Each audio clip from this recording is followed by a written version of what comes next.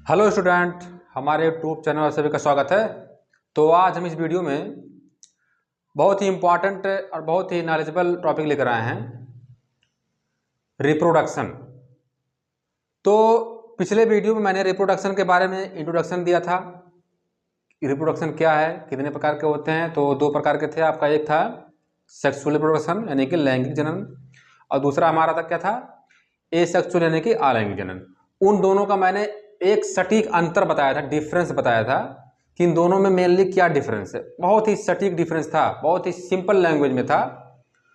ठीक है, तो उसमें हमने सिर्फ इंट्रोडक्शन दिया था। तो आज हम इस वीडियो में एसेक्सुअल यानी कि अलैंगिक जनन लेकर आए हैं। बहुत ही सिंपल और बहुत ही अच्छे वर्ड में लेकर आए हैं जो आप आसानी से समझ जाएंगे।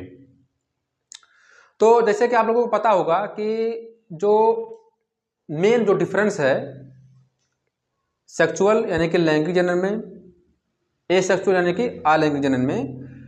लैंगिक जनन में क्या होता है, उसमें दो पेरेंट्स इन्वॉल्व होते हैं, एक होता है मेल और एक होता है फीमेल। ओके, लेकिन in case of asexual only one parents will be involved, which are either male or female. जब किसी एक ही पेरेंट से जब कोई संतान उत्पन्न हो तो उसे हम किस में रखते हैं, एसेक्सुअल यानी कि अलैंगिक जनन में रखते हैं। तो आज हम इस वीडियो में एसेक्सुअल रिप्रोडक्शन के प्रकार, कितने टाइप्स के वो होते हैं पौधों में और जंतुओं में, एक एक करके हम बताएंगे। पहले हम बताएंगे जंतुओं के बारे में और दूसरा हम बताएंगे पौधों के बारे में, जो कि काफ़ी हेल्पफुल है। आप इसको बहुत ही अच्छे से देखना और पूरा वीडियो देखना, नहीं तो आप इसके बारे में समझ नहीं पाओगे। तो चलिए शुरू करते हैं।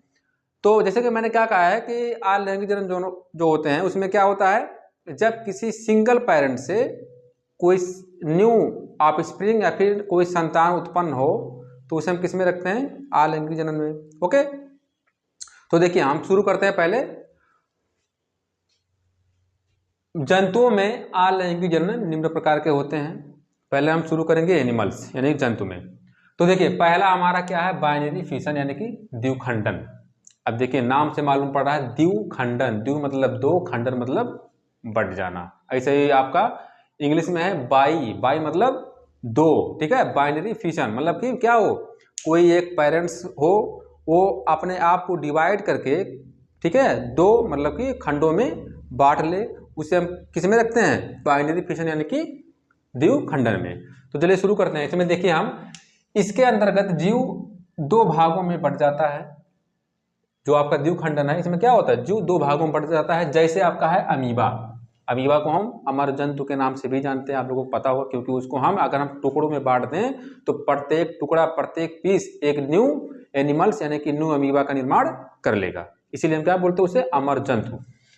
तो देखिए इसमें क्या है, हमने अमीबा लिया है, आपका पेरेंट्स है, ये जो हमारा दिख रहा है पेरेंट्स है। इसमें आपके बीच में केंद्रक होते हैं, न्यूक्लियस।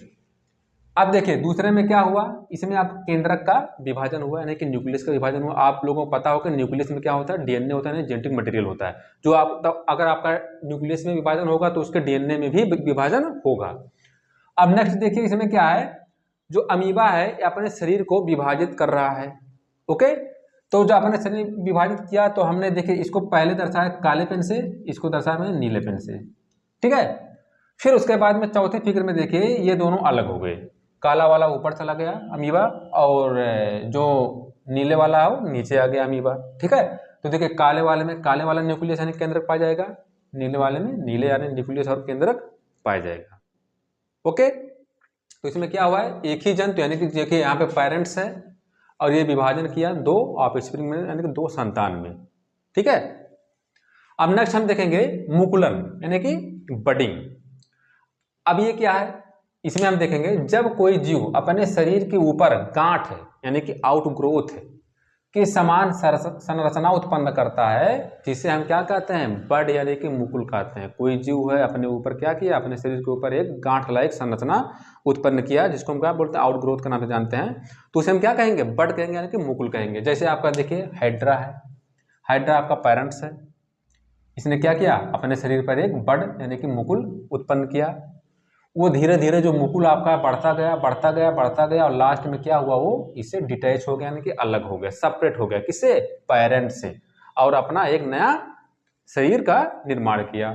तो देखिए यहाँ पे एक संतान उत्पन्न हुआ, न्यू आपके जो न्यू एनिमल्स हैं, न्यू हाइड्रा है वहाँ पे बन गया। आप जानते हो कि हाइड्रा को हम क्या कहते हैं, जंतु यानी एनिमल्स और प्लांट के बीच की कड़ी मानते हैं, क्योंकि उसमें दोनों का कैरेक्टर पाया जाता है। अब नेक्स्ट हम देखेंगे फ्रेगमेंटेशन यानी विखंडन। देखिए नाम से मालूम पड़ रहा है, जब किसी जीव का शरीर टूट जाता है तो प्रत्येक हिस्सा, जो टूटा हुआ प्रत्येक हिस्सा है, एक नया शरीर उत्पन्न करता है। तो उसे हम किस में रखते हैं, विखंडन यानी कि फ्रेगमेंटेशन में रखते हैं। जैसे आपका है प्लेनेरिया, एक आपका प्लेनेरिया जंतु होता है, इसका देखिए मैंने यहाँ पर चित्र बनाया, ये आपका पेरेंट है, पेरेंट प्लेनेरिया है। इसने क्या किया, अपने शरीर को डिवाइड कर दिया, मतलब विभाजित कर लिया। कितने टुकड़ों में, 3 टुकड़ों में। हेड अलग हो गया, ट्रंक अलग हो गया, टेल अलग हो गया। अब प्रत्येक जो पार्ट है, प्रत्येक पीस है, एक न्यू प्लेनेरिया का निर्माण किया। देखिए हेड वाला भी एक न्यू प्लेनेरिया बनाया, आपका जो ट्रंक है इसने भी एक न्यू प्लेनेरिया बनाया, टेल है इसने भी एक न्यू प्लेनेरिया, मतलब 3 आपके प्लेनेरिया यहाँ पे बन गए हैं। ओके, इसको हम किस में रखेंगे, फ्रेगमेंटेशन में रखेंगे। देखिए बहुत ही सिंपल, बहुत ही आसान भाषा में मैं इसे समझा रहा हूँ, आप अच्छे से उसको सुनिएगा। तो यह हमारा हो गया जंतुओं में अलैंगिक जनन यानी कि एसेक्सुअल रिप्रोडक्शन, बाइनरी फिशन यानी कि द्विखंडन, बडिंग यानी कि मुकुलन, और फ्रेगमेंटेशन यानी कि विखंडन। ओके, तो आपका बाइनरी फिशन किस में हुआ, अमीबा में हुआ, बडिंग आपका हाइड्रा में हुआ, फ्रेगमेंटेशन आपका प्लेनेरिया में हुआ। ओके, अब हम चलते हैं नेक्स्ट प्लांट के केस में, अलैंगिक जनन इन प्लांट्स यानी कि पौधों में कैसे होता है। तो पौधों में भी वही सेम है, बस उसमें क्या है, कुछ अलग बदलाव थोड़ा सा है, जिसको मैं इसमें बताऊंगा।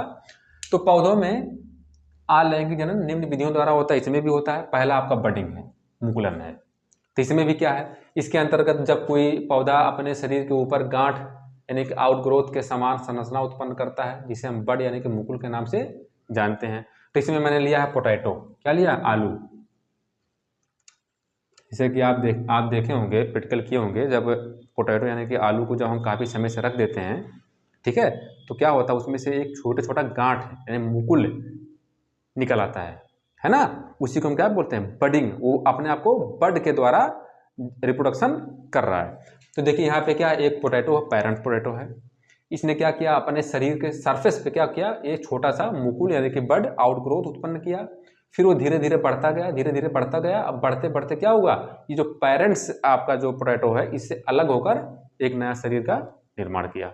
इसको हम किस में रखते हैं, बडिंग में रखते हैं। ठीक है, ये पौधे के किस में होता है। नेक्स्ट हमारा फ्रेगमेंटेशन यानी कि विखंडन। तो इसमें भी देखिए वही है, जब कोई पौधे के शरीर का कोई हिस्सा टूट जाता है तो प्रत्येक हिस्सा एक नया पौधा उत्पन्न कर लेता है। इसमें मैंने लिया है क्या, हमारा ये है हाइड्रा है। ओके, तो देखिए यहाँ पे हाइड्रा आपका पेरेंट है, पेरेंट हाइड्रा है। इसने क्या किया, अपने आप को विभाजन किया। ठीक है, हेड वाला पार्ट ऊपर अलग हो गया, नीचे वाला अलग हो गया। अब प्रत्येक जो पार्ट है एक नया हाइड्रा का निर्माण किया। देखिए इसने क्या किया, एक नया हाइड्रा बनाया, इसने क्या किया, एक नया हाइड्रा का निर्माण किया, जिसको हम किसमें रखते हैं, विखंडन यानी कि फ्रेगमेंटेशन में। जैसे यहाँ पे मैंने लिया था प्लेनेरिया। ओके, अब हम नेक्स्ट देखेंगे स्पोर फॉर्मेशन यानी कि बीजाणु जनन। ये भी आपके पौधे में होता है। तो देखिए जब कोई पौधा बीजाणु के द्वारा जनन करता है तो उसे हम बीजाणु जनन कहते हैं। अब बीजाणु जानते हो, बीज। अब देखिए ये हमारा एक पौधा है, इस पौधे के टिप पे क्या हुए हैं, बीजाणु। देखिए छोटे छोटे जो दिख रहे हैं ये सब क्या है, बीज हैं, बीजाणु हैं। अब ये क्या होंगे, स्फुटन यानी कि ये फूटेंगे। ये जो हमारे सैक हैं थैली के समान, इसमें भरे हैं आपके बीजाणु छोटे छोटे। अभी जब फूटे, यहाँ पे फूटने के बाद क्या हुए, ये सेपरेट यानी कि अलग हो गए। अब हवा के द्वारा, पानी के द्वारा, जंतुओं के द्वारा एक स्थान से दूसरे स्थान पे जाएंगे। ठीक है, और जहाँ पे जाएंगे वो इसी के जैसा एक नया प्लांट यानी कि पौधा उत्पन्न करेंगे। तो देखिए हमने यहाँ पे क्या किया, इसको हम नीचे गिराए हैं। अगर नीचे गिरने के बाद क्या किया, इसने एक नया पौधा उत्पन्न कर लिया है। ओके, तो इसे हम क्या कहते हैं, बीजाणु जनन यानी कि स्पोर फॉर्मेशन। ओके, तो आप लोग समझ गए होंगे कि जंतुओं में अलैंगिक जनन कितने प्रकार के होते हैं। उसका मैंने एग्जाम्पल के साथ और फिगर के साथ समझा दिया है। पौधों में अलैंगिक जनन कितने प्रकार के होते हैं उसका मैंने एग्जाम्पल के साथ और फिगर के साथ अच्छे से समझा दिया है। तो I hope you will understand very well. तो अगर हमारा वीडियो आपको पसंद आए तो इसको लाइक, सब्सक्राइब और शेयर कीजिए। इससे हम ऐसे ही वीडियो लाते रहें आपके लिए। Thank you.